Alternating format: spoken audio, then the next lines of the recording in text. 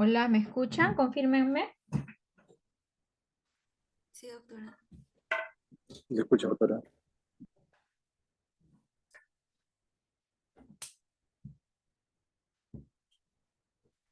Hola. Doctora, buenas tardes. Sí, se escucha. Ah, ya, perfecto. A ver,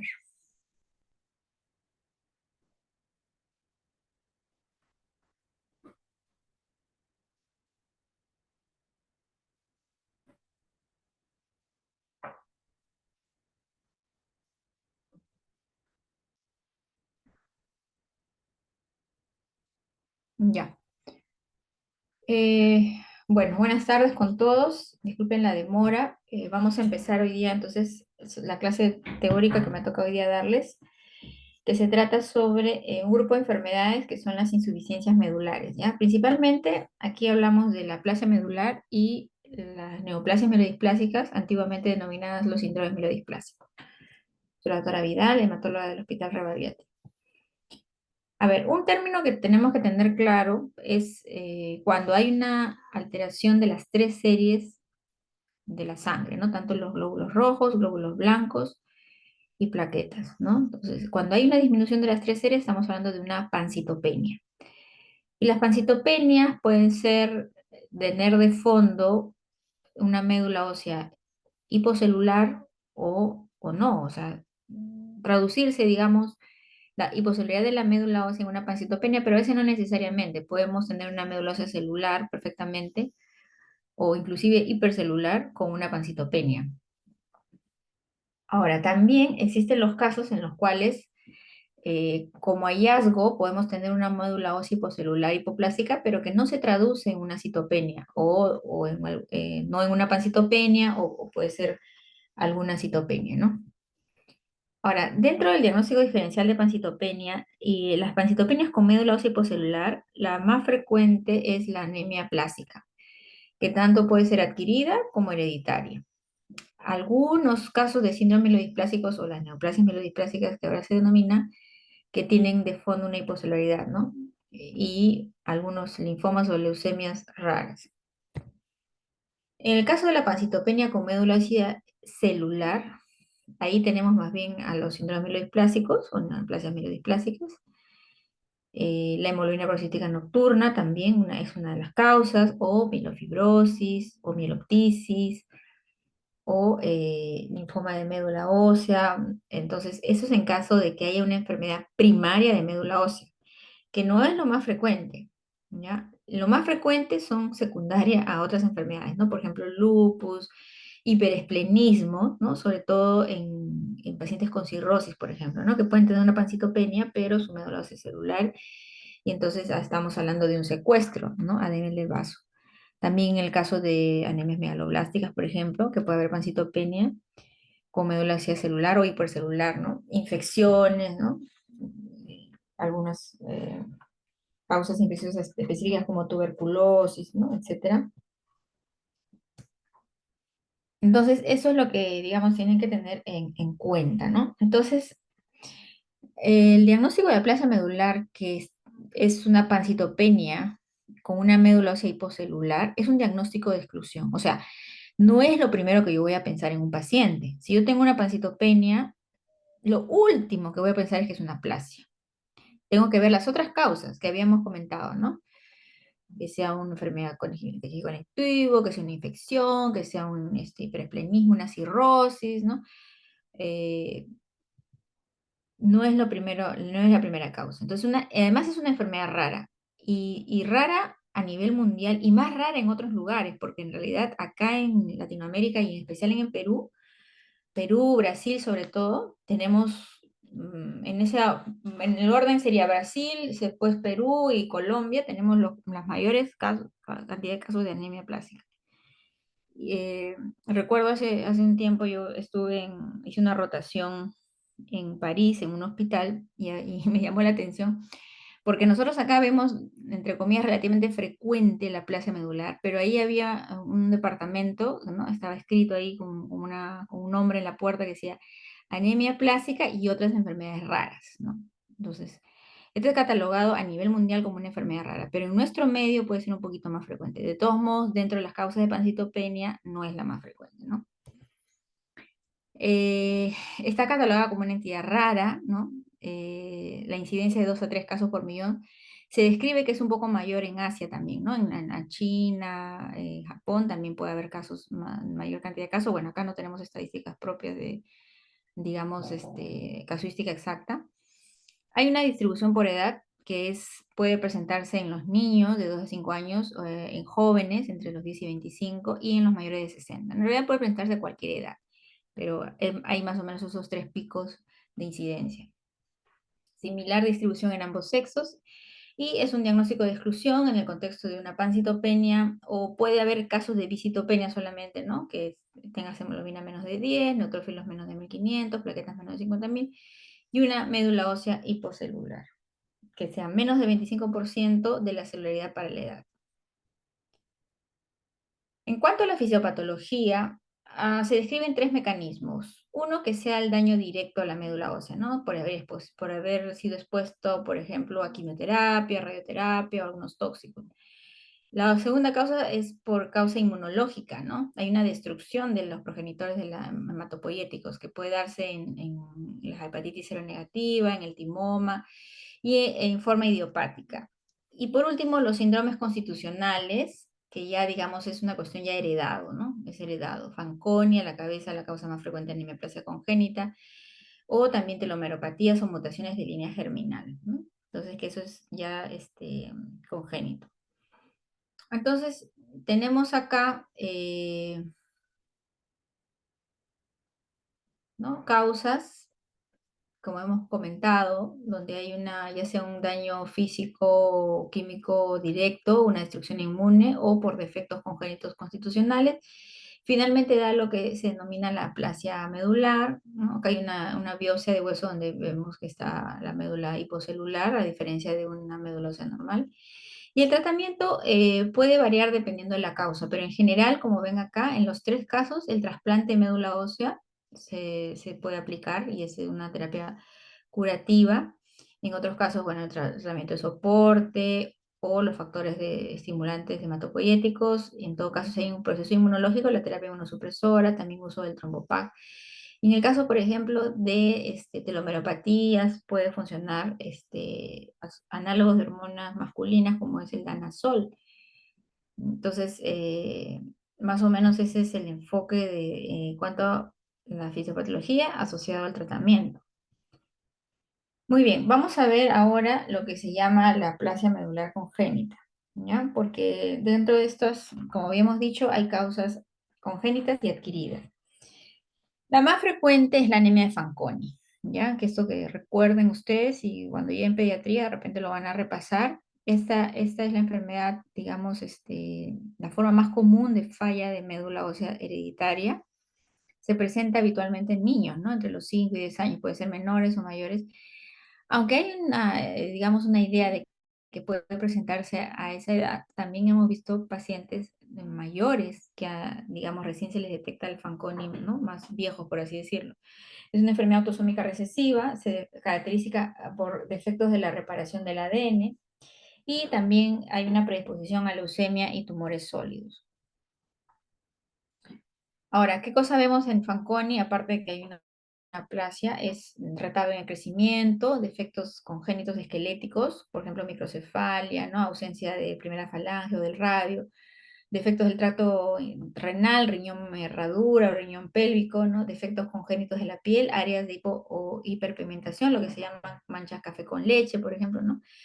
Y puede haber retardo mental. Entonces, ahora, esta es la parte fenotípica del Fanconi. No todos los pacientes presentan esto. Algunos no tienen nada de esto, pero cuando uno les hace el estudio descarte de Fanconi, sale que sí tienen la anemia Fanconi, ¿ya? Entonces, claro, lo más frecuente es que uno pueda sospechar en un paciente que tiene estas características, ¿no? Pero no necesariamente, y no estamos en la obligación de hacer el descarte. El diagnóstico actualmente todavía se hace con el test de diepoxibutano, donde va a haber un incremento de quiebres cromosómicos, ¿sí? Se hace una toma de muestra de sangre periférica y esta muestra se va a incubar a los linfocitos con esta sustancia, el dipoxibutano, y va a haber incremento de quiebres de cromosomas. Si no hay quiebres cromosómicos, entonces la prueba sale negativa, ¿no? Si hay quiebres, entonces uno puede decir si es Fanconi. Ahora, actualmente, en los casos en los que dispongamos estudios de secuenciamiento, ¿no? En los NGS, ¿no? Next Generation Sequence, podemos hacer, detectar los genes asociados a Fanconi, que hay varios. Claro, si existe esa posibilidad, se hace, ¿no? Pero por lo menos tenemos que hacer un test de dipoxibutano obligado en todo paciente con diagnóstico de aplasia medular que es joven. Y acá tenemos algunas imágenes, ¿no? De la docencia de la primera falange, ¿no? El riñón pélvico, ¿no? Entonces, muy bien. Entonces, ese es Fanconi. La otra anemia plástica congénita que se presenta es la disqueratosis congénita. Es mucho más rara. Hay una triada que se describe que es pigmentación anormal de la piel, distrofia de las uñas y leucoplaquia mucosa. Es una alteración es una mutación recesiva ligada al cromosoma X. Hay mutaciones en un gen denominado el DKC1. También puede haber casos de autosómica dominante, o sea, de esa alteración, que son mutaciones del TERC, ya es un gen, o autosómico residuo. O sea, hay varias formas de adquirirlo, digamos de heredarlo, ¿no? Porque eso sale de nacimiento, pero puede ser en autosómico residuo dominante o ligado X. La otra es la trombocitopenia ameacariocítica heredada, ¿no? Donde también, ¿no? El paciente nace con este problema, hay una trombocitopenia severa, ausencia de mecarocitos al nacimiento, generalmente se asocian mutaciones del gen CMPL y puede haber falla medular multilineal en la segunda década de la vida. Hemos tenido casos de pacientes adultos que han debutado así, ¿no? Con pancitopenia, y cuando se les hace el estudio eh, resultan ser una trombocitopenia ameacariocítica congénita. Otro es el síndrome de Schwamann-Diamond, que también puede darse, que es raro también, autosómico recesivo. Se asocia con disfunción pancreática exocrina, disostosis metafisaria y falla medular. Y la mutación es en el gen SBDS del cromosoma 7. ¿Ya? Entonces ahí, digamos, este tipo de problemas, como ven, se hacen el diagnóstico con mutaciones que se detectan por secuenciamiento. Y acá tenemos algunas características,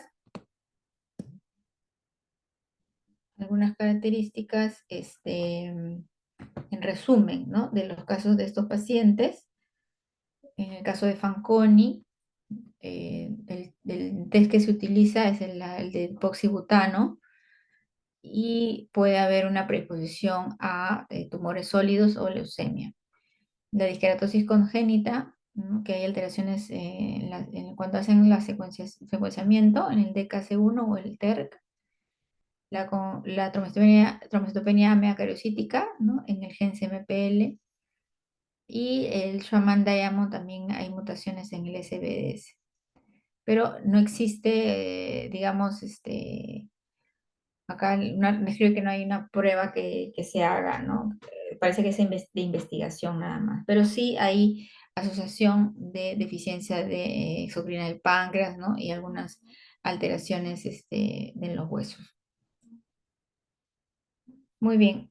En la niñez también podemos presentar un diagnóstico diferencial, que es la anemia plástica versus la citopenia refractaria de la niñez. Pero en realidad la citopenia refractaria de la niñez ya estamos hablando de un síndrome amiloidisplásico. Y aquí, digamos, puede haber un poco de displasia. eh, em,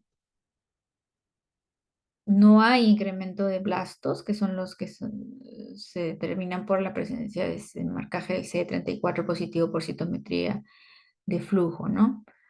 Y en la anemia refractaria puede haber una distribución en parches de eritropoiesis, hay incremento de granulocitos, a diferencia de la aplasia donde no hay, o sea, hay ausencia, ¿no? Acá en la citopenia refractaria más bien ahí puede haber un poco más celularidad, un poco más de cambios displásicos sobre todo, ¿no? Muy bien, entonces en los síndromes hereditarios de falla medular, que ya estamos hablando de mutaciones germinales, son pacientes que tienen mutaciones de línea germinal de, por ejemplo, los genes GATA2, DDX41, genes de anemia Fanconi o genes del complejo de telomerasa, que pueden tener una médula hipoplásica mucho antes del desarrollo de un trastorno mieloide clonal, que en algunos casos podría no ocurrir nunca. Quiere decir que nosotros podemos tener un paciente que debuta como una aplasia, entre comillas, pero finalmente termina siendo una mutación germinal.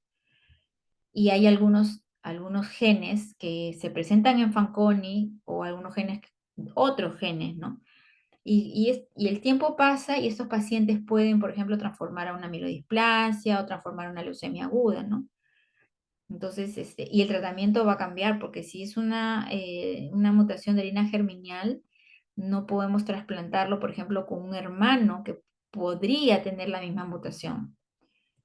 Em, no responde la inmunosupresión, ¿no? O sea, por eso es que, por ejemplo, la anemia de Fanconi no se va a tratar con terapia inmunosupresora. Si nosotros tenemos una anemia de Fanconi, lo que vamos a tratar es de trasplantarlo, pero esto es una mutación de línea germinal que no, en el cual tendríamos que hacer el descarte al donante, si es un hermano, que tenga el mismo problema, porque si fuera así, entonces no va a solucionar, no es trasplantable con ese donante y a veces tenemos que hacer trasplantes no emparentados.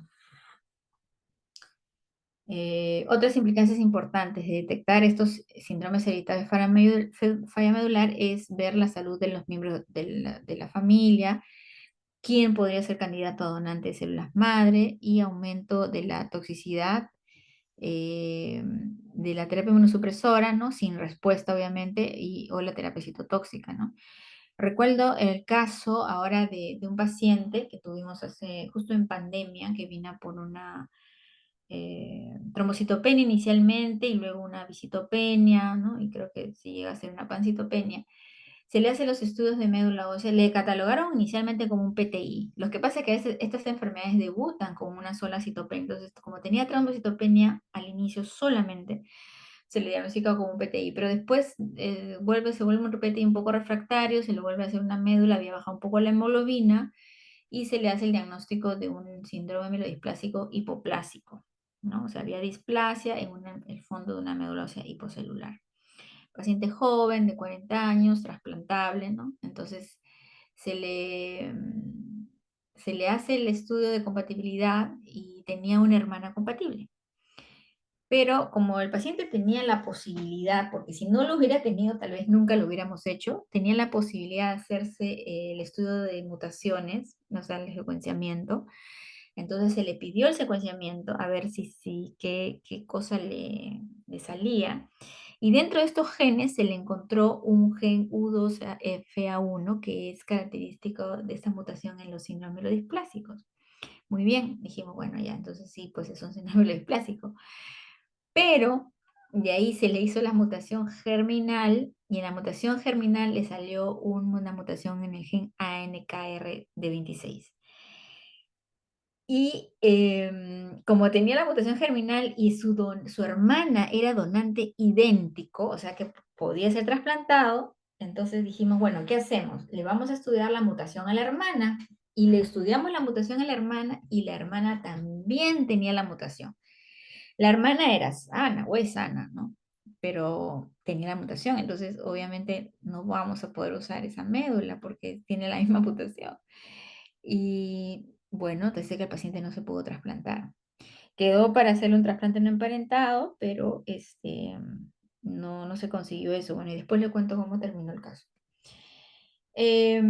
Acá están algunas de las mutaciones de predisposición a línea germinal, como por ejemplo RUNX1, ANKRD26, que es el que comentaba tenía mi paciente, pueden causar trombocitopenia y displasia de megacariocitos que podrían confundirse con los criterios que definen el síndrome mielodisplásico. O sea, en realidad es una mutación germinal, o sea, no es una mielodisplasia que supuestamente es adquirido, ¿no? Esto es congénito, que se ha presentado en la vida adulta. El señor ha debutado a los 30 años, creo, ahora tiene 40, ¿no? Entonces,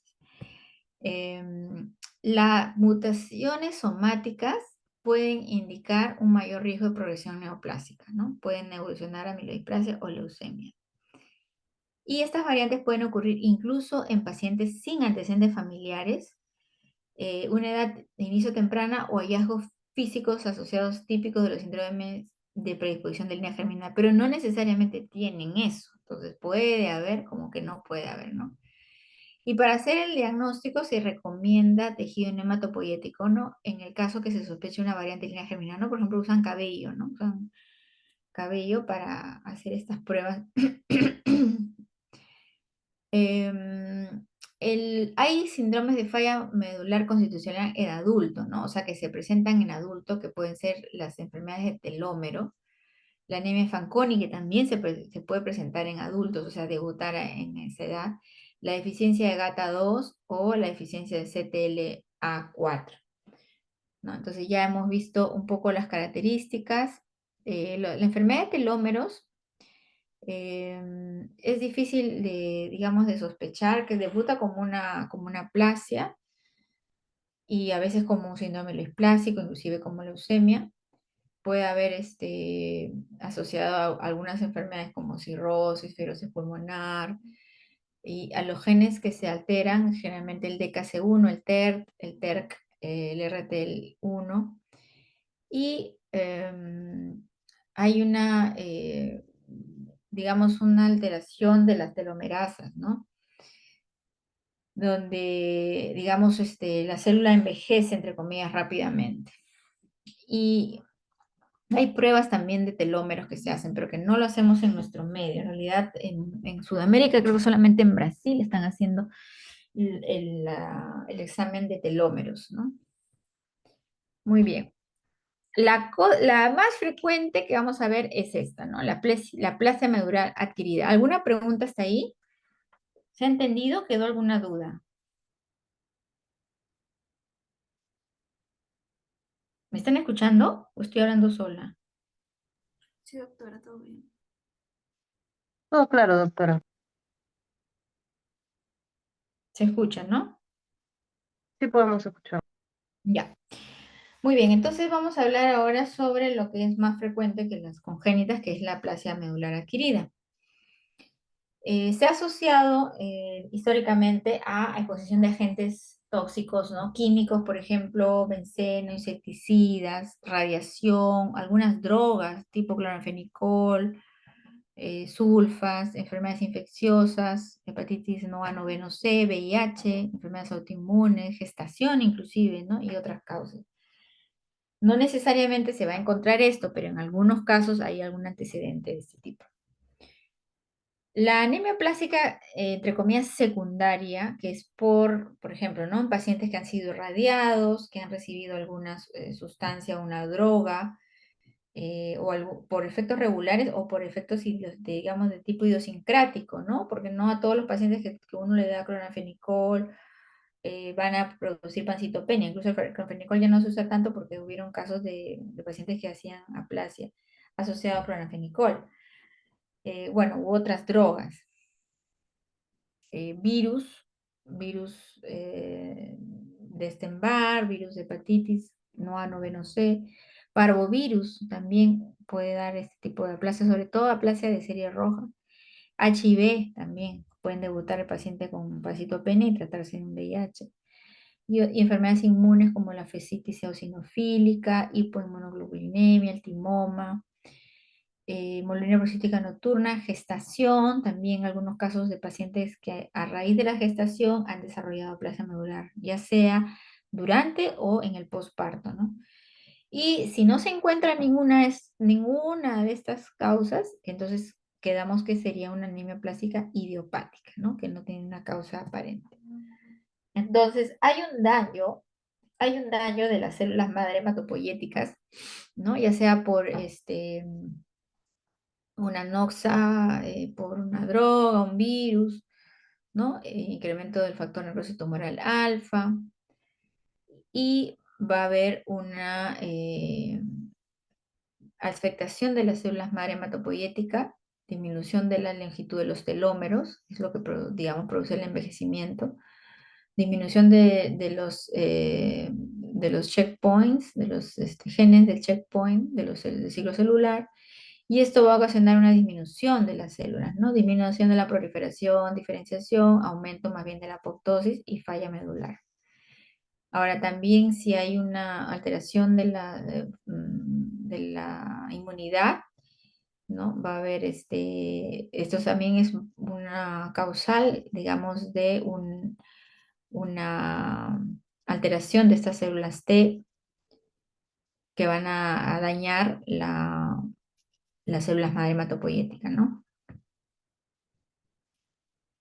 La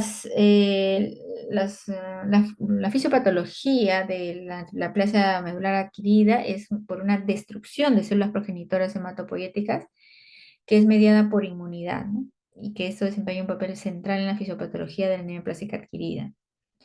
Hay una desregulación de células T, CD8, CD4, los T helper, T reguladoras, ¿no? Y NK inclusive, ¿no? Hay producción anormal de citoquinas, interferón gamma, ¿no? Factor de necrosis tumoral alfa, factor de crecimiento transformante beta.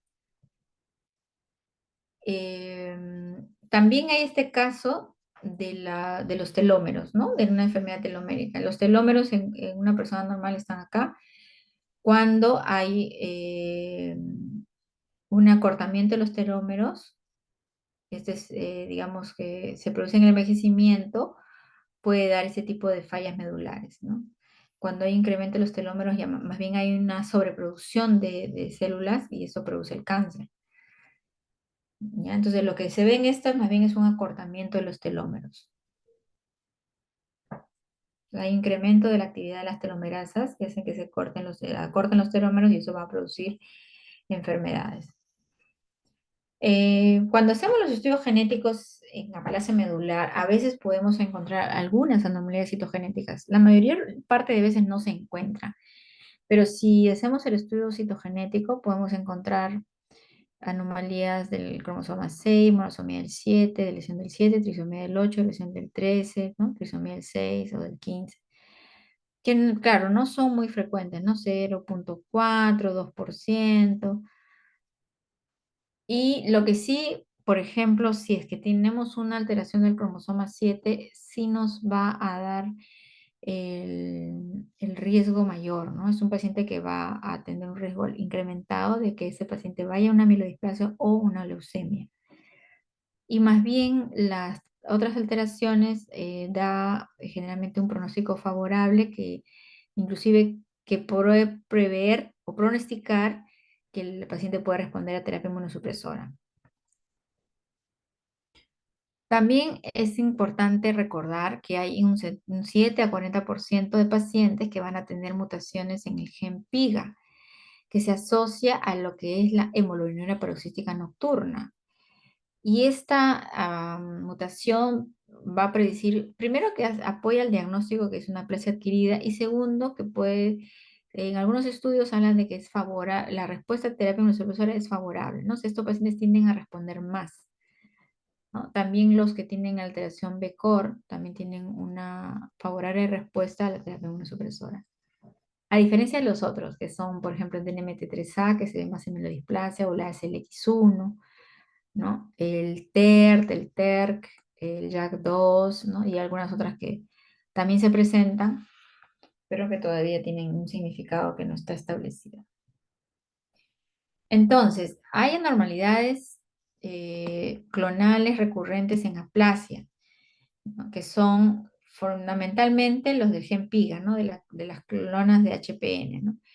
Y hay otros menos frecuentes. En cambio, en la amiloidisplasia, por ejemplo, sí se ven anormalidades citogenéticas más frecuentes, y dentro de ellas el RUNX, el P53, el TET2, el DNMT3A, ¿no? Entonces, cambia ahí un poco, ¿no? Bueno, y incluso en envejecimiento normal pueden haber algunas mutaciones que a veces no se traducen en citopenias o en médula hipocelular, pero hay que observarlas, ¿no? Ya. Presentación clínica, pacientes que vienen con síntomas de citopenia, sangrado, anemia, infecciones, ¿no? O sea, si bajan las plaquetas va a sangrar, si baja la hemoglobina también va a venir con síntomas de anemia, si hay leucopenia, neutropenia, puede venir como una infección, ¿no? Entonces, generalmente cuando tenemos trombocitopenia, ¿no? Equimosis, sangrado de mucosas, petequias, ¿no? Que es lo más frecuente que vemos. En la sangre periférica, los recuentos celulares van a estar disminuidos. La anemia es de tipo normocítica, normocrómica o inclusive en algunos casos un poco macrocítica. Y la característica es que hay un bajo recuento reticulocito. O sea, es una insuficiencia medular, ¿no? Es una insuficiencia de la médula ósea que no puede, ante una anemia, por ejemplo, no puede producir. Entonces no vamos a ver reticulocitos incrementados, más bien bajos. Con respecto a la médula ósea, debemos tener el criterio de la celularidad menos del 25%. Y en este caso es menos 25% de la edad. Habíamos dicho que la celularidad uno lo calcula, por ejemplo, haciendo una regla de 3, ¿no? O sea, supongamos que la celularidad mayor es un paciente recién nacido y la celularidad menor es un paciente anciano, que, digamos, poniéndolo a 100 años, bueno, entonces, si tenemos un paciente de 20 años, restamos más o menos 100 menos 20, la celularidad debería ser como en 80%. Si tenemos un paciente de 80 años, restamos 100 menos 80, quedamos con 20% de celularidad. O sea, cuanto más joven es un niño, va a tener una celularidad mayor, es normal para el niño. En cambio, en adultos y en adultos mayores es normal que haya hipocelularidad. Entonces, si yo quiero catalogar a un paciente que es hipocelular menos de 25% de lo normal, el más difícil va a ser el paciente anciano, ¿no? Porque de por sí ya está disminuido. Entonces, sobre esa disminución yo tengo que ver si está más disminuido, ¿no? Entonces, a veces es difícil. La celularidad de la médula se observa en la biopsia. No, en el aspirado la celularidad puede estar baja, pero también puede estar normal. Entonces, si le preguntan, ¿no? ¿Qué examen es el que sí o sí te va a decir que te evalúa celularidad? Es la biopsia, ¿ya? Y, bueno, habíamos dicho que disminuye con la edad. Hay incremento de la grasa medular en la aplasia y este se debe al aumento en tamaño y número de células grasas, ¿no? O sea, se reemplaza la médula ósea por grasa. Y aquí está, ¿no? O sea, acá están las trabéculas, es una biopsia de hueso y todas son bolas de grasa porque está reemplazado. Esta es una aplasia medular, ¿no? Son células de grasa nada más y no se ven progenitores hematopoyéticos. También hacemos cariotipo porque eso para nosotros nos va a servir para descartar la síndrome amiloisplásico, porque hay muchos, digamos, casos en los cuales uno puede tener pancitopenia y ser una amiloidisplasia, ¿no? Un síndrome amiloisplásico. O inclusive en fondo de una médula ósea hipocelular. Entonces, si de repente encontramos una alteración cromosómica característica, entonces podemos decir, este es un paciente que más bien es un síndrome amiloisplásico. El inmunofenotipo para descartar hemoglobina policística nocturna es importante, como le decía, porque el hallar una clona de HPN, primero que nos va a apoyar el diagnóstico, o sea, va a decir, esta es una aplasia adquirida, ¿no? Claro, si es negativo no nos descarta, pero si está presente, sí nos puede ayudar para determinar si es una causa adquirida o no, ¿no? Entonces, siempre al inicio del diagnóstico es necesario hacerlo. Eh, y bueno, depende de la clona, digamos, si es muy baja, no implica, pero si es una clona alta, entonces, y hay hemólisis, además ya tenemos que ver si el tratamiento va a ser necesariamente un trasplante o terapia inmunosupresora, ¿no? Porque sabemos que esa hemólisis que se provoca por el HPN no se va a resolver con los tratamientos estándar para la aplasia. Y siempre se recomienda que en menores de 40 años hagamos el test de deposibutano para descarte de Fanconi, como le decía. Entonces, este cuadrito me gusta porque aquí tenemos, digamos, cómo se entrecruzan las enfermedades de falla medular, ¿no? Acá tenemos la anemia plástica, la hemorragia policística nocturna. O sea, va a haber pacientes en los cuales tenemos aplasia y tenemos clona de HPN. Entonces, este es el grupo. Tenemos casos en los cuales tenemos aplasia, pero además tenemos una mutación germinal, ¿no? Tipo Fanconi o RUNX1, O tenemos pacientes que tenemos una médula cipocelular, pero también tenemos cambios displásicos y tenemos algunas alteraciones de repente características de mielodisplasia, entonces tenemos un síndrome mielodisplásico hipoplásico, ¿no? Y cuando ya estamos en la fase de un paciente con mielodisplasia que viene de una aplasia, puede pasar luego a una leucemia aguda. Entonces hemos tenido casos de pacientes, la vez pasada tuvimos una paciente que después de su gestación hizo aplasia, estuvo recibiendo tratamiento por mucho tiempo, casi no se transfundía, pero de pronto ya vino con una leucemia, ¿no? Entonces transformó probablemente a mielodisplasia y de mielodisplasia pasó a una leucemia. Y bueno, acá están las entelomeropatías o también los linfocitos grandes granulares, ¿no? Que es otra patología.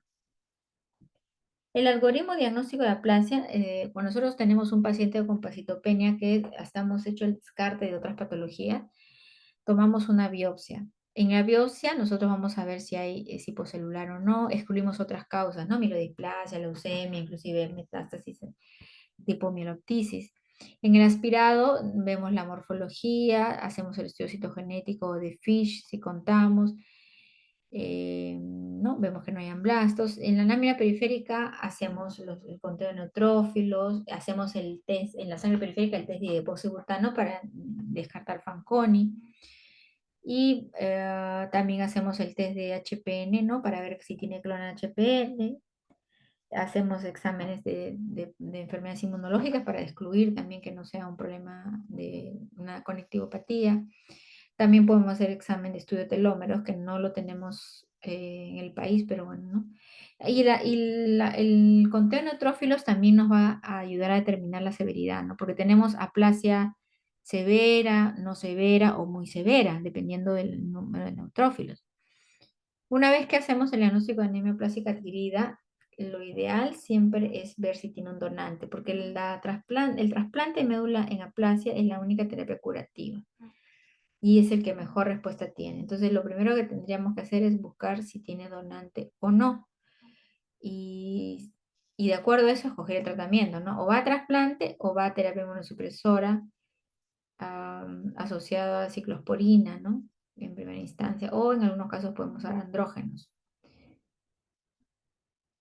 Acá están los criterios de severidad, según los criterios de Camita, es para decir que es severa, bueno, siempre en una médula hipocelular menos de 25%, valores bajos al menos de 2 de las 3 series, ¿no? Que neutrófilos menos de 500, plaquetas menos de 20.000 y reticulocitos menos de 20.000 en recuento manual, en recuento automatizado menos de 60.000.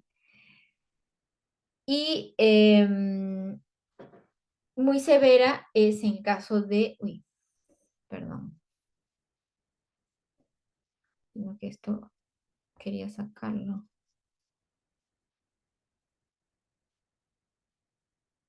No sé por qué no sale esto. Bueno, acá decía recuento automatizado, reticulocitos menos de 60.000. Aplasia muy severa es recuento de neutrófilos menos de 200. Entonces, ¿cuál es el tratamiento de la aplasia? Primero que hay que hacer un diagnóstico y tratamiento oportuno. O sea, para nosotros es una emergencia. Un paciente con aplasia medular tiene que diagnosticarse rápidamente, iniciar tratamiento rápidamente para una mejor sobrevida. Se dice que cuando hay menos de 30 días entre el diagnóstico y el tratamiento, el pronóstico es mejor, mejor tasa de respuesta y mejor sobrevida. Ahora, ¿cuáles son las consideraciones del tratamiento? ¿Tiene criterios de tratamiento? La aplasia severa y muy severa, sí. La aplasia no severa no se trataría excepto que tenga un alto requerimiento o un requerimiento transfusional. Evaluar edad, comorbilidades y en primera instancia preguntarnos si es un paciente que se puede trasplantar, ¿no? Si es un paciente trasplantable sería nuestra primera opción. Y si no es posible, entonces vamos con terapia inmunosupresora, que es globulina antitimocítica, el GAT, que puede ser de caballo o de conejo, de preferencia de caballo, asociado a ciclosporina. Y otras terapias que se usan, el danazol, el trombopac, ¿no? Que podríamos ser en pacientes que no están respondiendo bien y no tenemos opción de hacerle, por ejemplo, un trasplante en segunda o tercera línea si no tiene donante idéntico o un donante aproidéntico, inclusive un trasplante no emparentado. Y en los casos que no podamos hacer nada, pues simplemente transfusiones, ¿no? Pacientes que no responden a nada, viven de transfusiones. Y por la cantidad de transfusiones también uso de quelantes de hierro, pues, ¿no? Porque va a haber por la cantidad de paquetes de sangre que sí reciba un incremento de la ferritina y acúmulo de hierro en los tejidos. Entonces, en el caso de la anemia plástica severa o muy severa, bueno, eso es un algoritmo un poco antiguo porque, bueno, usaban el punto de corte de edad 35 años, ¿no? Pacientes menores de 35 años con donante van a trasplante. Si pacientes mayores de 35 años o que no tienen donante idéntico, entonces van a terapia inmunosupresora. Y si responde, podríamos inclusive repetir, ¿no? El curso, la terapia inmunosupresora. Y si no, ya, bueno, ver otras alternativas, inclusive trasplantes no relacionados. Este es otro esquema, un algoritmo que salió en 2017, ¿no? Donde dividen de la anemia plástica quién tiene donante idéntico, ¿no? Si tienes donante idéntico, en menores de 40 definitivamente es la primera opción. Entre 41 y 60 podría ir. En nuestro hospital nosotros hacemos hasta los 50 más o menos. Ahora, también depende del status performance del paciente, ¿no? Porque hay pacientes de 50 que no parecen, de 50 parecen más jóvenes. Entonces, en ese caso, bueno, sí, definitivamente el trasplante sería mejor. Y si no, podemos hacer la terapia con globulina titimocítica asociada a ciclosporina y en el día más 120 podríamos ver si es que responde o tiene que ir a un trasplante idéntico, ¿no? Yo me acuerdo que tuvimos una paciente de 50 y pico años, casi 60, que tenía donante idéntico, pero por la edad decidimos darle terapia inmunosupresora. No respondió a la terapia inmunosupresora y al final terminó siendo trasplantada. Pero no fue la primera línea. ¿Por qué? Porque a veces el trasplante también pudiera ser un poco más agresivo en pacientes mayores y el riesgo de mortalidad es alto. En el caso de los pacientes que no tienen donante, en jóvenes, muy jóvenes, menos de 20 años, inclusive ponen trasplante no relacionado en primera línea. En pacientes de entre 0 y 60, ¿no? Pueden seguir con terapia inmunosupresora. eh, y si no hay respuesta, ya ir a un trasplante de donante alternativo, ¿no? Ya sea un haploidéntico, por ejemplo, ¿no? O uno relacionado. Y mayores de 60, la terapia inmunosupresora, si no hay respuesta, podemos dar una segunda terapia inmunosupresora. Si dimos de caballo, podemos dar de conejo o al revés. Y podemos usar danazol, el trombopag o simplemente transfusiones. En cuanto al trasplante de progenitores hematopoyéticos, el ideal es el emparentado, es el de elección en pacientes menores de 50 años y teniendo un antidéntico, con una curación inclusive hasta de 90%. En nuestro hospital hace años hicimos una estadística donde arrojaba 80% de curación. El acondicionamiento que se usa es ciclofosfamida en altas dosis en conjunto con globulina titimocítica, que en este caso usan de conejo, con profilaxis metotrexate y ciclosporina. La fuente de la médula ósea, es ideal usar médula ósea, pero no tenemos los insumos para hacer eso. Usamos sangre periférica y se han publicado estudios en Latinoamérica donde los resultados entre sangre periférica y médula ósea han sido más o menos comparables. Y bueno, la médula ósea en teoría ocasiona menos enfermedad de contra huésped. Mejor pronóstico es si menor entre el tiempo de diagnóstico y trasplante y en más jóvenes, o sea, ya hemos dicho que es una emergencia para nosotros. Si tiene un trasplante, tiene que ir a un trasplante no relacionado, si se dispone rápidamente, en menor de 18 se postula en algunos centros como primera línea, por ejemplo, ¿no? Bueno, acá no es posible eso, y si nosotros queremos mandar al extranjero, demora, y hasta que le encuentren donante, demora. Entonces es difícil que espere el trasplante no emparentado sin hacer nada, porque es un paciente grave, ¿no? Y la sobrevida es similar que el trasplante no relacionado con mayor age. En China, por ejemplo, el haploidéntico es de primera línea si no hay donante idéntico. Acá nosotros solamente estamos haciendo en donante idéntico, trasplante en primera línea. Y si no tiene donante idéntico, le damos terapia inmunosupresora. Si no responde la terapia inmunosupresora, ahí de repente, ahí recién vamos a trasplante haploidéntico, ¿no? Que es un trasplante 50% compatible, no es 100%. Muy bien, la terapia inmunosupresora, la tasa de respuesta, hablan de 70-80%. En nuestro hospital hicimos hace tiempo un estudio, nos salió, bueno, a nivel nacional lo hicimos, 65%, sobrevive a los 5 años de 80-90%, la media de respuesta es a los 120 días, ya sea en respuesta parcial o completa, ¿no? Respuesta parcial es cuando se independiza de transfusión.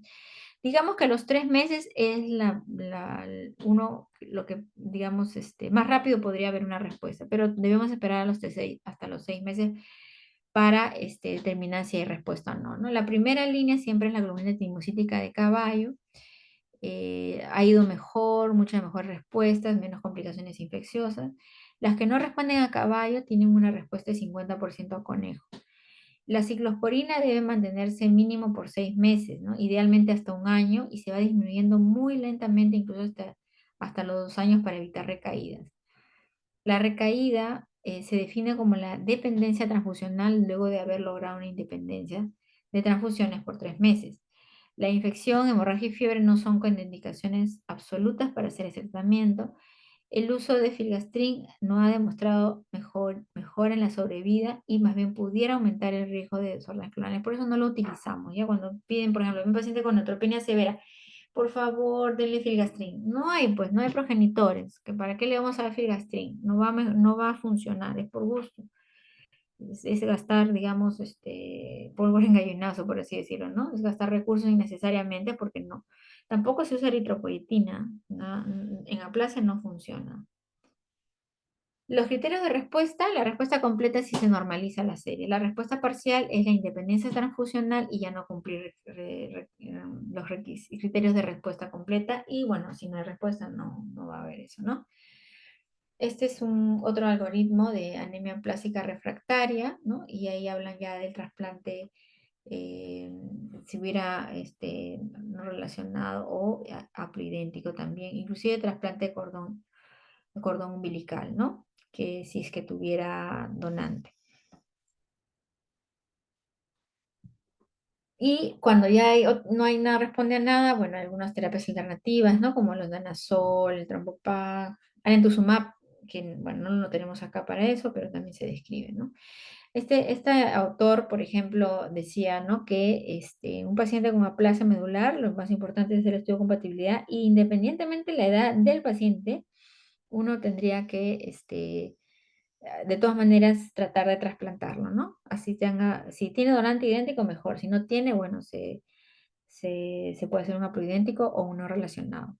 Y no pone como límite la edad, o sea, simplemente, o sea, no pone ya hasta los 50 o hasta los 40, no, simplemente dice, no, cualquier edad, si tenga 60, 70, si tiene un donante idéntico, debería ir a trasplante, ¿no? Esto es lo que se propone, ¿no? Para que no perdamos a los pacientes mientras en lo que decidimos que si va a recibir una u otra terapia, ¿no? El trasplante, la ventaja es que, claro, si funciona, digamos, ya sus neutrófilos suben y, y ya vas a salir de digamos, de esa fase de riesgo, ¿no? En cambio, la terapia inmunosupresora demora en actuar y mientras demora en actuar, los neutrófilos siguen bajos y entonces cualquier infección puede venir por el tema de la neutropenia y bueno, con eso perdemos pacientes. Esta terapia inmunosupresora se postula en varios estudios que ya hablan de que sería ideal darlo asociado a el trombopag, ¿no? Terapia inmunosupresora asociada al trombopag. Nosotros no lo tenemos, o sea, tenemos el trombopag, pero no lo tenemos en primera línea, ¿no? Entonces, en primera línea. Han demostrado mucho mejor respuesta y más rápida, ¿no? No sé si acá tengo el trombopag, es un análogo de trombopoyetina, ¿no? Que va a estimular, digamos, la formación de progenitores hematopoyéticos en un nivel alto, ¿no? O sea, no solamente a nivel de plaquetas, sino glóbulos rojos y glóbulos blancos, ¿no? Entonces,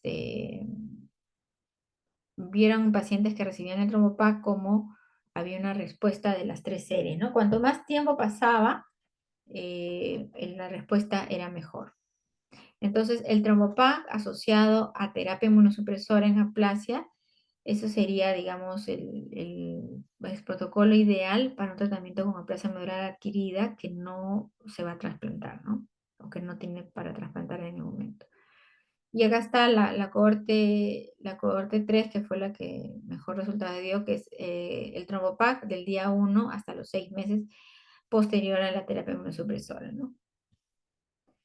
En el seguimiento, podemos hacer de acuerdo a las variaciones en el hemograma, la citogenética, aspirado, biopsia de hueso. Hay un riesgo de enfermedad clonal de 5 a 10% para amiloidisplasia LMA y de 10 a 15% para Cheno. O sea, estos pacientes podría ser que inicialmente no tengan clona HPN o no tengan nada de displasia, pero en el futuro pueden comenzar a hacer. Y esta es la progresión clonal que decimos, ¿no? Pacientes que a veces debutan con aplasia y terminan siendo después de muchos años una leucemia, ¿no? Am, el tratamiento de soporte no hay por qué subestimarlo porque en muchos lados vamos a disponer solo de eso, que es la terapia transfusional, que deberíamos transfundir si las plaquetas bajan menos de 10.000 o si con fiebre hacen menos de 20.000 plaquetas. Se recomienda siempre las transfusiones que sean irradiadas y leucorreducidas. Y si el paciente es candidato a trasplante, no debería recibir donación de familiares para prevenir la aloinmunización, ¿no? Entonces, no, que mi misma plaqueta, no. Tiene que ir a un banco y en el banco le dan la que es mejor que no sea de su familiar. Se recomienda dosar la ferritina en pacientes multitransfundidos. Si la ferritina está más de 1.000, se recomienda usar el quelante de hierro tipo de feroxamina. Los factores de crecimiento no están recomendados. En algunos casos podríamos dar un curso corto de filgastrin cuando hay infecciones severas sistémicas que no responden a antibióticos. Muy bien, hasta ahí cómo vamos. Todo bien, doctora. ¿Alguna pregunta?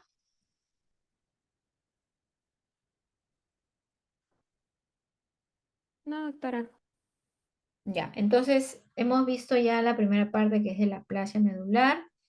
Hemos visto causas de aplasia congénita, ¿no? Y de aplasia adquirida. ¿Cuál es el tratamiento? Debe quedar claro que el tratamiento de preferencia es el trasplante, sobre todo en pacientes jóvenes. Si no podemos eso, damos la terapia inmunosupresora con globulina timocítica de caballo o de conejo, primera opción de caballo, y si no, bueno, asociado a ciclosporina, y si no hay respuesta, tenemos otras cosas que usar, como el trombopac, que lo tenemos en tercera línea.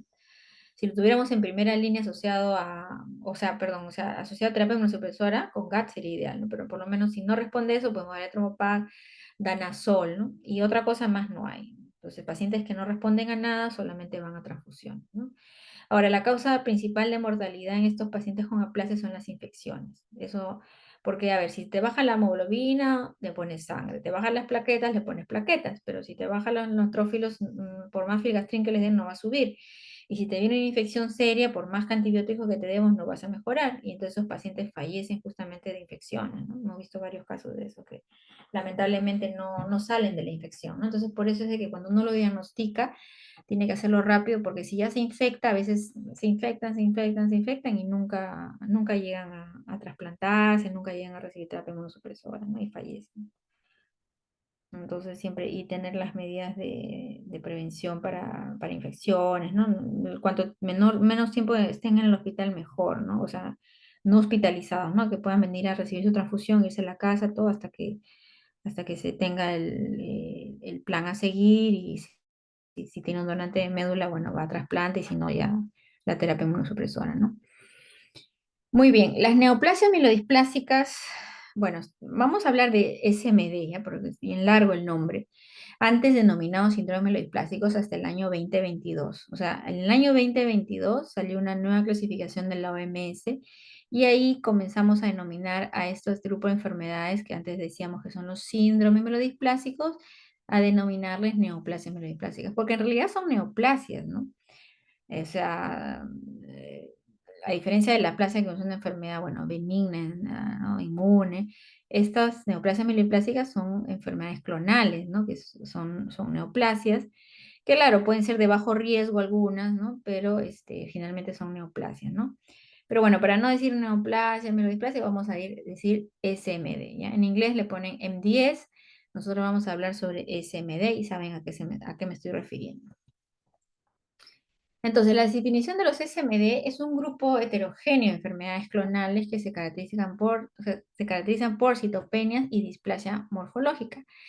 Y hay un riesgo de transformación a leucemia aguda, ¿ya? Entonces va a haber alteraciones en lo que se denomina la displasia morfológica. ¿Dónde está? Acá. ¿No? Por ejemplo, aquí displasia eritroide, displasia de granulocitos y displasia de megacariocitos. Se desconoce la incidencia actual, pero en Estados Unidos reportan 13.000 casos nuevos por año, o sea, aproximadamente también 1.000 casos por año en niños. La mediana edad es de 70 años, aunque puede presentarse a cualquier edad, en niños inclusive, ¿no? Pero es una patología que es más frecuente en adultos y en adultos mayores es más frecuente. También viene por síntomas y signos de citopenias, ¿no? Puede ser solo anemia, o puede ser solo trombocitopenia, o solamente neutropenia, o las tres o dos de ellas, ¿no? Entonces son citopenias. Y vamos a hallar cambios displásicos de las células, ¿no? Ahora, no necesariamente los cambios displásicos tienen que corresponder a un SMD. ¿Por qué? Porque hay cambios displásicos en otras patologías, como puede ser diseritropoiesis en deficiencia de B12 o en uso de alguna quimioterapia, o inclusive en aplasia puede haber una cierta diseritropoiesis, cambios displásicos de la serie eritroide, ¿no? Entonces, hay una serie de enfermedades, deficiencia de vitaminas, infecciones, enfermedades eh, inmunológicas también, que puede haber un poco de displasia. Y no necesariamente si yo encuentro cambios displásicos en la médula ósea, voy a concluir que es una neoplasia mielodisplásica. Entonces, para hacer el diagnóstico a veces es complicado, ¿no? Entonces tengo que hacer una historia buena, ¿no? A ver si estaba expuesto a alguna sustancia tóxica, quimioterapia, radioterapia, si ha recibido alguna transfusión, tratamientos previos, comorbilidades.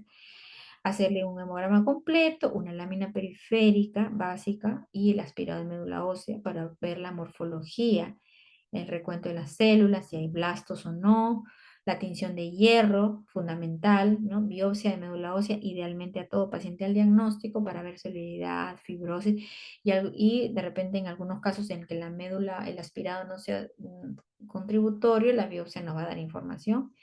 Y el análisis citogenético, también fundamental para el diagnóstico de los SMD. Entonces, tenemos hallazgos morfológicos característicos, clínica, estudios genéticos, inmunofenotipo, citometría de flujo que también se puede utilizar y la biología molecular que también nos ayuda y cada vez más nos ayuda a hacer el diagnóstico y tanto para el seguimiento y el pronóstico de estos pacientes. Sobre el recuento de blastos, siempre hay algo a veces discrepancia de cómo se cuenta mejor. En realidad, por inspección visual al microscopio, el porcentaje de blastos es el mejor recuento que podemos hacer. ¿Ya? Por citometría de flujo, bueno, podemos hacerlo, pero a veces no puede ser que no sea tan exacto, ¿no? Porque no todos los blastos marcan los marcadores del CD, por ejemplo, 34, si queremos ver si son blastos CD34 positivos. Bueno, acá están los blastos, ¿no? Que hay varios tipos, ¿no? Agranulares, agranulares. Una de las cosas que debemos recordar es la presencia de ciruelos en anillo. Las ciruelos en anillo, que se define los de tipo 3, que son al menos 5 gránulos en una distribución perinuclear que rodean el núcleo o estar localizado por porciones o al menos una tercera parte, digamos, esa es la definición de ciruelos en anillo. Y para yo decir que tiene un porcentaje, tengo que contar 100 precursores eritroides y si encuentro 15% de silbatos en anillo, entonces yo puedo, es un criterio definitivo de mielodisplasia, no de los SMD, ¿no? De los síndromes de mielodisplasia. Actualmente, si encuentro solo un 5% y aparte la mutación SF3B1, ya es criterio diagnóstico, ¿no? Pero si ya encuentro 15% solamente morfológicamente, entonces yo puedo decir que es un síndrome mielodisplásico. Aquí están, ¿no? Los 5 gránulos de distribución perinuclear. Y acá, cuando hacemos la tinción de hierro, ¿no? Estos puntitos verdecitos, digamos, la tinción de hemosiderina con contracoloración se van a ver los precursores eritroides y esos gránulos se van a hacer distribución perinuclear. Entonces yo cuento 100 de estas células, si encuentro 15 que tienen esto, yo digo 15% de células en anillo, diagnóstico definitivo de SMD. Acá hay más, ¿no? Entonces son distribución, digamos, ven, acá se ve, ¿no? Perinuclear. Ahora, dentro de la displasia eritroide hay varias formas de displasia eritroide, ¿no? Acá, por ejemplo, tenemos la hipohemoglobinización de los precursores eritroides, donde hay este citoplasma que tiende a romperse, a desaparecer, ¿no? Acá hay un blasto, pero estos son dos precursores eritroides con el citoplasma, eh, digamos, que se tiende a desaparecer. Miren, estos núcleos aberrantes, ¿no? Esos núcleos que están a veces doble núcleo, ¿no? Acá ves triple núcleo, puentes internucleares. En la displasia granulocítica tenemos cuerpos de Auer, que se van a ver en blastos mieloides, bueno, acá también tenemos cuerpos de Auer, también esto es hipogranular, hiposegmentación, acá está la hipogranularidad, que es una característica de displasia, y aquí también tenemos hiposegmentación, ¿no? Acá tenemos, miren, dos así unidos por un palito acá. Esto se llama el pseudo Pelger-Hewitt, ¿no? Y acá también, ¿no? O sea, en vez de estar segmentados estos neutrófilos, están hiposegmentados. En la displasia megacariocítica tenemos los megacariocitos nanos, los binucleados o multinucleados con núcleos separados, y también los mononucleados, ¿no? Los micromegacaricitos enanos, que son casi el tamaño de una célula. No sé si han visto en el laboratorio los megacaricitos, son células grandes, ¿no? Entonces aquí son enanos. Entonces, ese es un signo de displasia megacariocítica, ¿no? Acá con los núcleos separados, ¿no? Son displasia, son megacaricitos displásicos. Entonces, para hacer el diagnóstico se requieren criterios mínimos, que haya una citopenia persistente más de 4 meses, ¿no? Ya sabemos, hemoglobina menos de 11, neutrófilos menos de 1800, plaquetas menos de 100.000, y exclusión de otras enfermedades. Es un diagnóstico también de descarte, no es como causa primaria.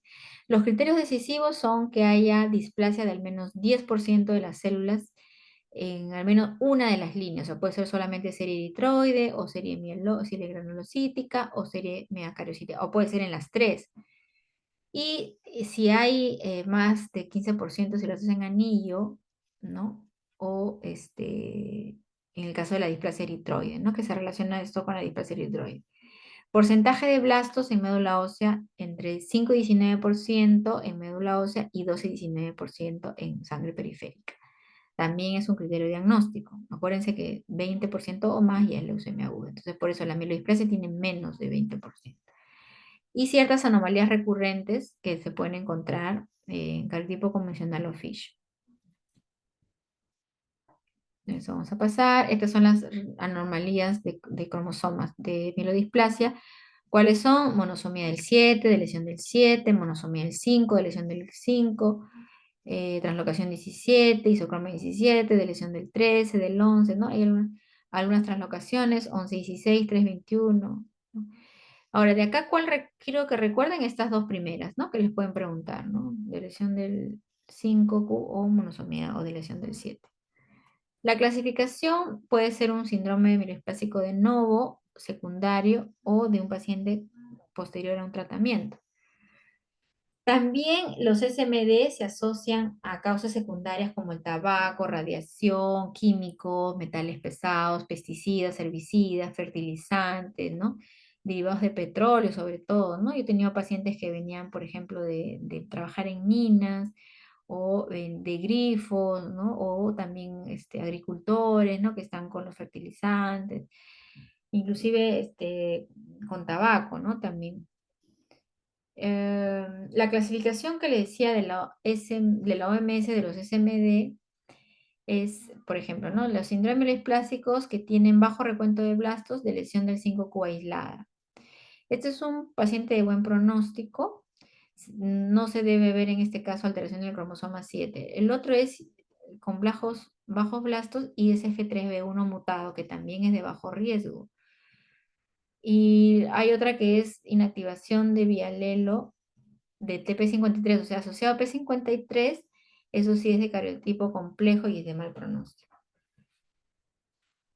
Hay otras que es por definición, eso es por genético, acá definido morfológicamente bajo recuento de blastos, que es en sangre periférica menos de 2% y en médula ósea menos de 5%, hipoplásico, que es una médula ósea hipocelular, Y el incremento con incremento de blastos tipo 1, que es hasta 9% en médula ósea y hasta 19% en tipo 2. ¿Ya? Para hacer la clasificación usamos el riesgo de score IPSS revisado, que utiliza ciertas características: el riesgo genético, el porcentaje de blastos en médula ósea, la hemoglobina, las plaquetas, los neutrófilos, ¿no? Entonces, de acuerdo a estos valores le asignan un puntaje, ¿no? De 0 a 4, y de acuerdo al riesgo genético, por ejemplo, si es de lesión del 11q o monosomía del Y, es un riesgo genético bueno, ¿no? El cariotipo normal es bueno, este es muy bueno. Bueno es el cariotipo normal de lesión del 12, del 20, de lesión del 5 coagulado, etcétera, ¿no? Cariotipo complejo son riesgo genético alto, ¿no? Entonces acá ponemos riesgo citogenético, muy bueno, bueno, intermedio, pobre y muy pobre. Sacan el puntaje y de acuerdo a eso, ¿dónde está el...? Bueno, acá no le he puesto, hay chispas. No está, acá falta la tablita donde te ponen, ¿no? ¿Cuántos puntos? Acá está, perdón. Si tiene 0 a 1.5 es muy bajo, ¿no? Si tiene más de 6 puntos es muy alto. Entonces, ese es el puntaje obtenido, la sobrevida en años, ¿no? Si es, por ejemplo, muy bajo, puede hasta 8 años, si es muy alto, menos de un año, ¿no? ¿Por qué? Porque la progresión a leucemia aumenta, digamos, es más rápido en pacientes que tienen muy alto riesgo. Uno de los mielodisplásicos que tienen una característica específica particular son los que tienen la deleción del 5q, que generalmente se da en mujeres, que generalmente da plaquetas altas, megacarcitos enanos, puede dar leucopenia, no hay blastos y es de buen pronóstico. En el caso, ¿no?, que tenga este es el cromosoma 5 que ha tenido una deleción, ¿no? Estos son varios ejemplos, ¿no? Hay una alteración polimórfica de las bandas, o sea, bueno, acá. Pero esta patología es importante porque primero que es de buen pronóstico, generalmente es solo anemia y puede responder a lenalidomida, que es un inmunomodulador, y eso se utiliza en pacientes con 5Q menos. Si yo tengo 5Q menos, puedo paciente mantenerlo mucho tiempo, digamos, libre de enfermedad con la lena. Otra es la monosomía del 7.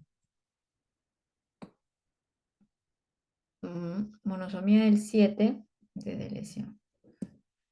Que más bien esta es de peor pronóstico. Es de mal pronóstico, frecuente en mielodisplásicos secundarios. Puede haber en jóvenes, también puede haber leucocitos normales o aumentados, especialmente monocitos, y se asocia a una transformación a leucemia aguda, ¿no? Estos son los que peor van.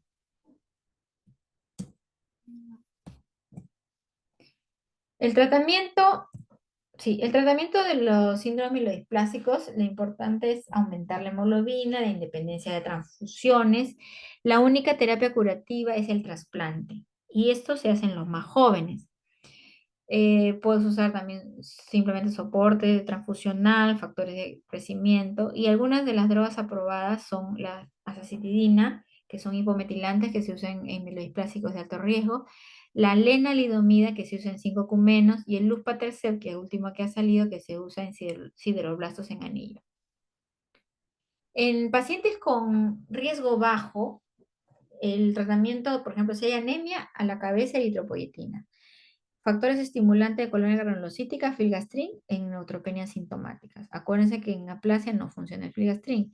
En mielodisplasia puede funcionar, pero solamente lo damos si es que hay fiebre o algo de eso, ¿no? Si no, no se da.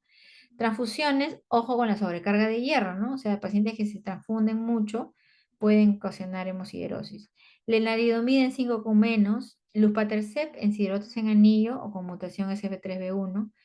Y en casos de SMD hipoplásico en jóvenes, inclusive podemos dar terapia inmunosupresora con globulina titimocítica.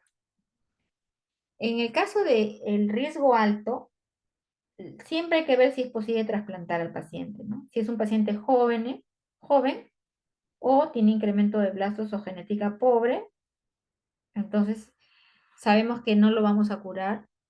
El síndrome mielodisplásico no tiene cura, excepto ese trasplante. Y en bajo riesgo no hacemos trasplante. ¿Por qué? Porque el paciente puede morir durante el trasplante, entonces lo vamos a someter a un riesgo innecesario. Si el paciente se controla con tratamiento y digamos, no, no incrementó los blastos, no está como para pasar una fase de leucemia, entonces no le vamos a trasplantar. Pero en el caso sea un paciente de alto riesgo, sabemos que ese paciente pronto va a evolucionar en leucemia aguda y la idea sería trasplantarlo, si es posible.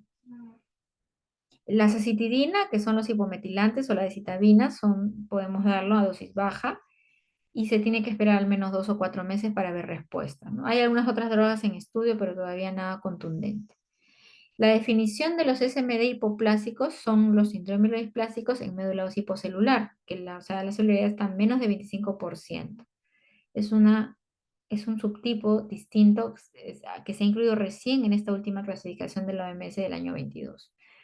Y acá tenemos, ¿no? Tenemos medulación normal, aplasia, ¿no? Y tenemos los síndromes plásticos hipoplásicos, que es un 15 a 20% de los SMD, la severidad es disminuida y es más común en mujeres.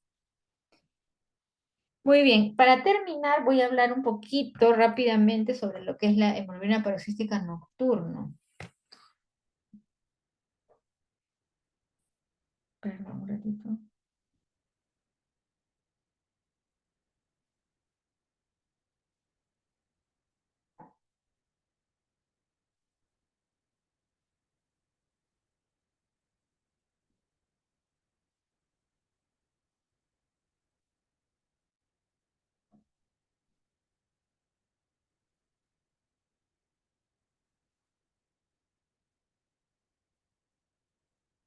Deme un segundo.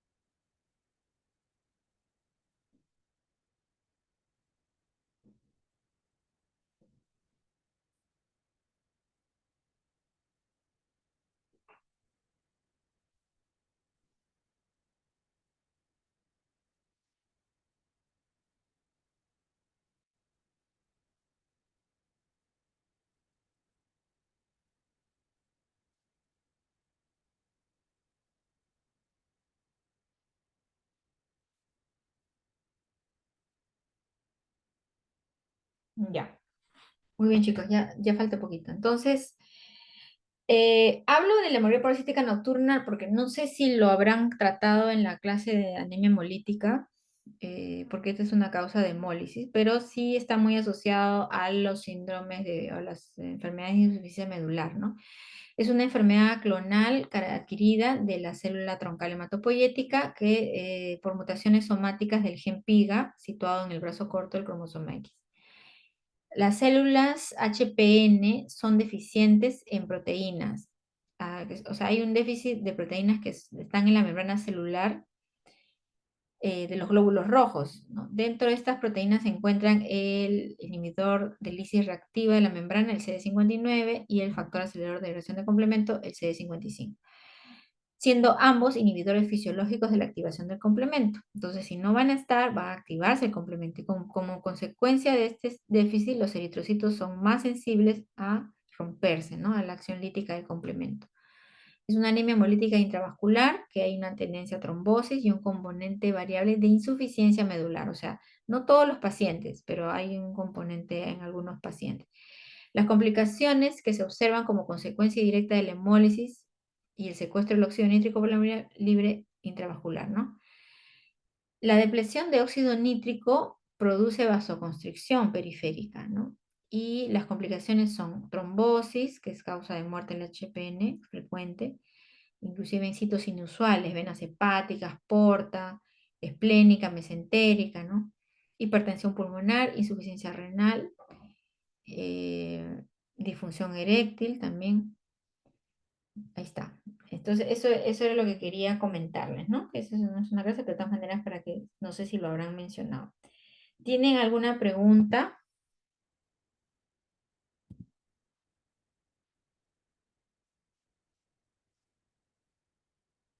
Siempre hay consultas por parte de mis compañeros, doctora.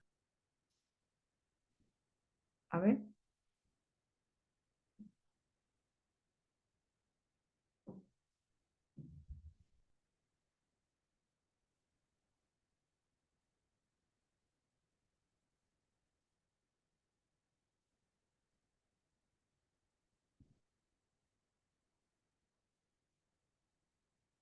¿Me iban a preguntar? No, creo que está todo claro, doctora. No hay consultas por parte de mis compañeros. ¿Todo claro o no han entendido nada? No creo que, no sé, porque no hay ni una pregunta. ¿Han visto algún paciente con aplasia o mielodisplasia? ¿SMD? No, doctora, hasta el momento no. ¿Ninguno?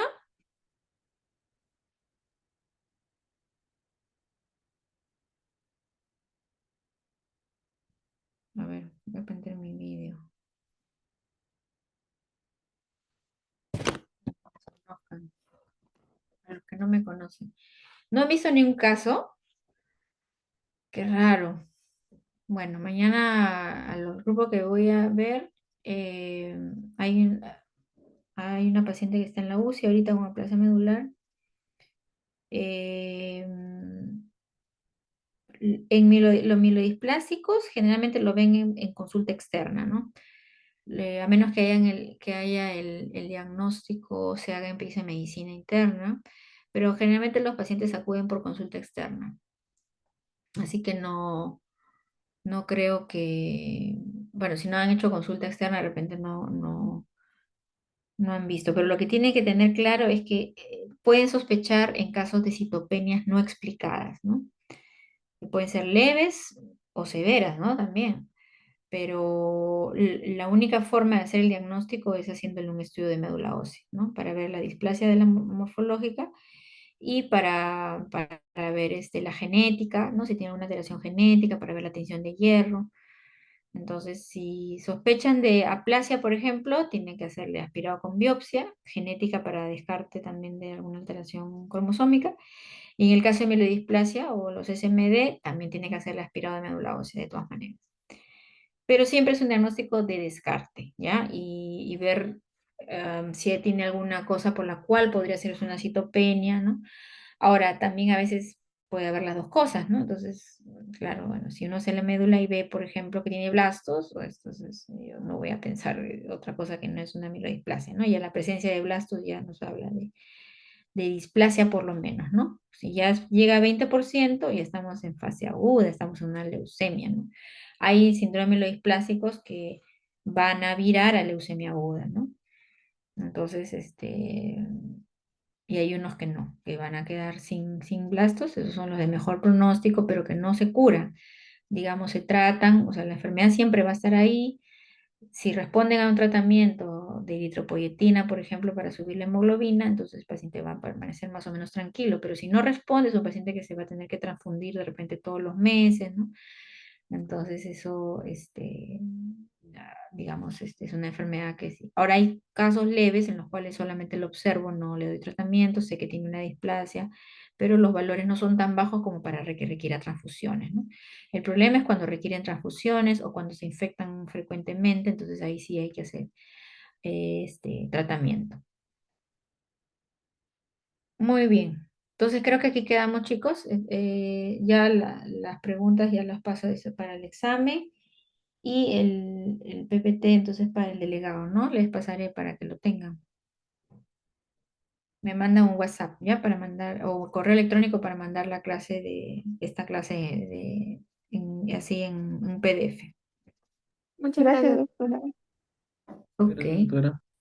cuídense, ya nos vemos. Chao.